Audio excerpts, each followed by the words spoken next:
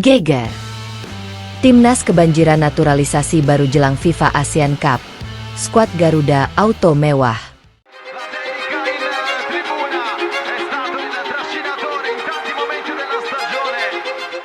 Isu mengenai proyek naturalisasi Timnas Indonesia kembali menjadi perbincangan hangat di kalangan pecinta sepak bola tanah air. Menjelang bergulirnya FIFA ASEAN Cup 2026, yang sebelumnya dikenal sebagai Piala AFF, rumor mengenai hadirnya gelombang pemain keturunan dan diaspora baru semakin ramai diperbincangkan. Pergerakan PSSI dalam memburu pemain-pemain berdarah Indonesia di berbagai kompetisi luar negeri membuat publik mulai berspekulasi mengenai wajah baru skuad Garuda. Jika sejumlah nama yang tengah menjadi sorotan benar-benar berhasil memperkuat Timnas Indonesia, kedalaman skuad asuhan John Hartman berpotensi meningkat secara signifikan. Bukan hanya dari sisi kualitas, kehadiran pemain-pemain baru tersebut juga berpotensi membuat persaingan di setiap posisi semakin ketat. Timnas Indonesia yang dalam beberapa tahun terakhir terus membangun kekuatan melalui kombinasi pemain lokal, naturalisasi, dan diaspora kini disebut-sebut sedang memasuki fase baru. Sinyal kedatangan amunisi baru. Rumor mengenai naturalisasi kloter berikutnya tidak muncul begitu saja. Perhatian publik semakin besar setelah muncul sejumlah nama pemain keturunan yang dinilai memiliki kualitas dan pengalaman menarik untuk dipertimbangkan memperkuat skuad merah putih. PSSI sendiri terus disebut aktif memantau pemain-pemain potensial, terutama mereka yang memiliki garis keturunan Indonesia dan berkarir di kompetisi Eropa.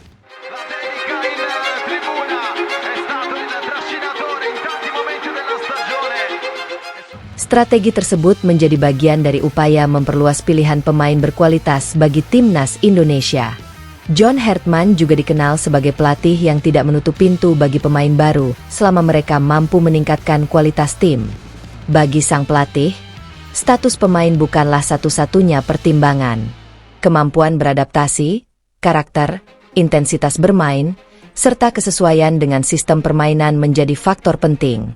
Karena itu, rumor mengenai beberapa pemain keturunan pun langsung menarik perhatian publik. Salah satu nama yang paling sering dikaitkan dengan Timnas Indonesia adalah Pascal Struij. Bek yang berkarir di level tinggi tersebut dianggap mempunyai profil yang menarik untuk memperkuat sektor pertahanan. Dengan postur, pengalaman, serta kemampuan bermain di lini belakang, Struij dinilai bisa menjadi tambahan kekuatan apabila proses perpindahan kewarganegaraan benar-benar terrealisasi. Selain Struij, nama Givayro Reat juga ikut menjadi sorotan. Talenta muda yang berkembang di kompetisi Belanda tersebut disebut mempunyai potensi besar. Kecepatan, kemampuan teknis, serta pengalaman bermain di lingkungan sepak bola Eropa membuat namanya menarik untuk dipantau. Nama lainnya adalah Givay Zechiel, gelandang muda yang juga disebut masuk radar pemantauan. Kehadirannya dapat memberikan alternatif tambahan di lini tengah, terutama jika Timnas Indonesia membutuhkan pemain dengan karakter dinamis, agresif, dan mampu menjalankan permainan dengan tempo tinggi.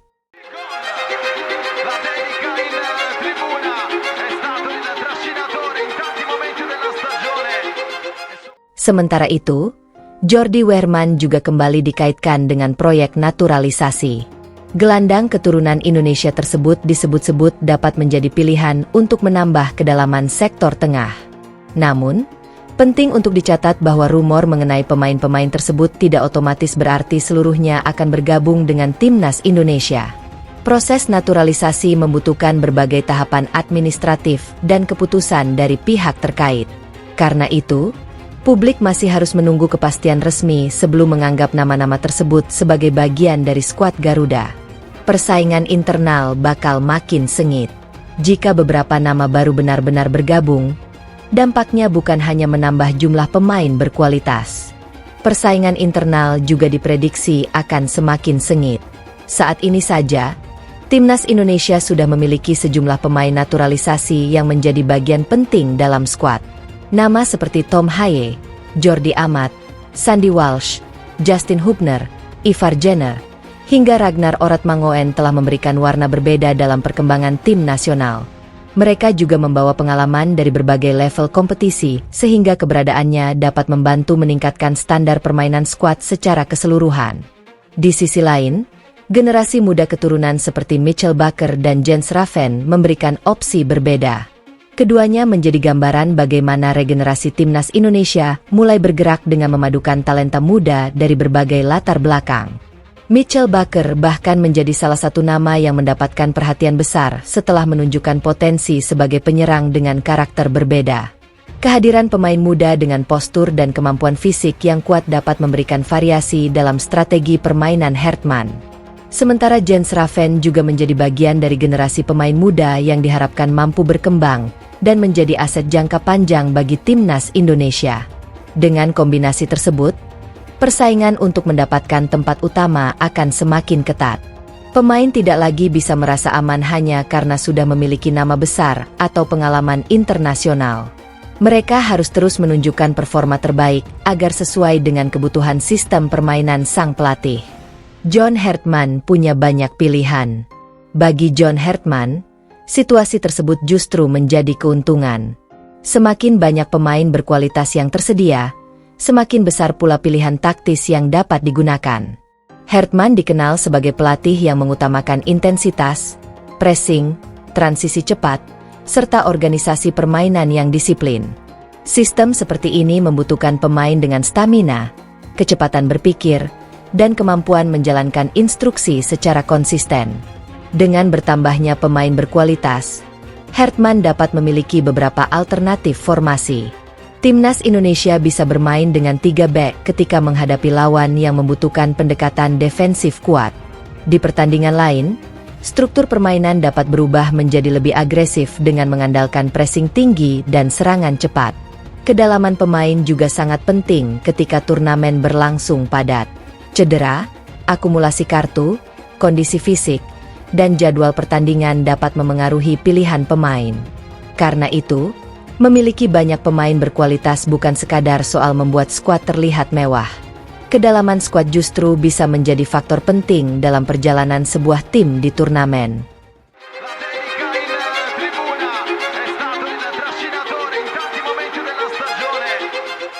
Skuad Garuda semakin mahal. Bertambahnya pemain yang berkarir di kompetisi luar negeri juga secara otomatis berpotensi meningkatkan nilai pasar skuad timnas Indonesia.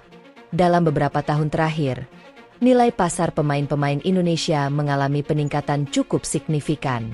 Kehadiran pemain yang bermain di kompetisi Eropa membuat skuad Garuda semakin diperhitungkan dari sisi kualitas maupun nilai ekonomi.